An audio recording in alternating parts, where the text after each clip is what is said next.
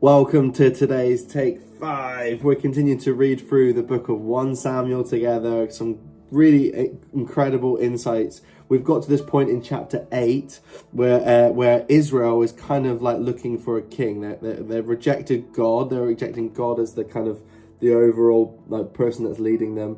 And they're now looking for a king. They're kind of like probably looking at other kingdoms around them.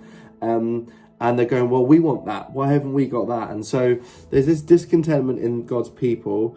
And interestingly, there's this weird, interesting dynamic where God is seeing that he's being rejected by those, but he still listens to them and says, well, if that's what you want, Israel, if Israel's looking for a king, then let them have a king. Which is interesting because it feels like a parent that's almost like, if you want to go and do something that's going to be harmful to you, go and try it and see what happens. And then like he's kind of like allowing them this like kind of free reign of making some really silly decisions, knowing that there'll be probably consequences as a result of it that are not good for the nation. So, but he helps Samuel navigate that. So he's trying to like, even God is helpful and good in the story because he's going, Samuel, they're not rejecting you, they're rejecting me. And let this play out. He's kind of like helping Samuel, leading the moment. And so, I guess the challenge for us in considering all of these things, like how do I kind of like take this and apply this to me? Well, the important thing is acknowledging God as king and not taking things into my own matters into my own hands like we can so often do. You know, I really believe that there's sometimes a control issue in us as children of God, where we want to have control over everything. And we also compare to other people and go, well, I want some of that. If maybe I'd be more successful if I could be more like that. And basically we're kind of like dethroning God as king over our life when we feel and think like that and we operate like that.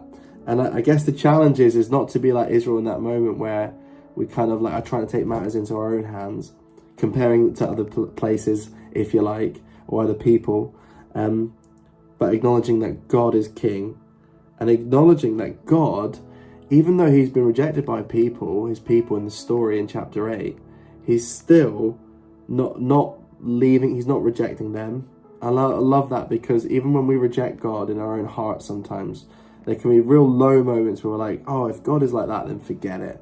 But even in that space, God is still faithful towards us. Even when we reject him, it says in Romans, it says that whilst we were still sinners, Christ died for us.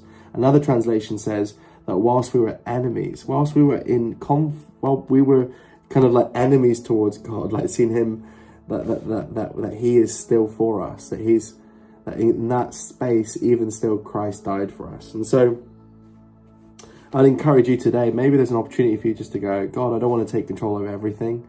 You're in control over everything. I don't want to dethrone you as king, and I don't want to compare all the other people and places around me. I just want you as my king. I want to serve you. I want to glorify you, and I don't want to dethrone you. I want to put you in the exalted seat that you are in already. And just take a moment maybe just to kind of like let go of maybe some things that you've maybe tried to strive and take hold of, and just let God kind of just like take ownership again, that it belongs to him. He's the one that's in control. He's the king.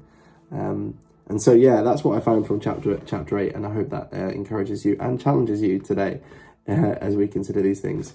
Bye.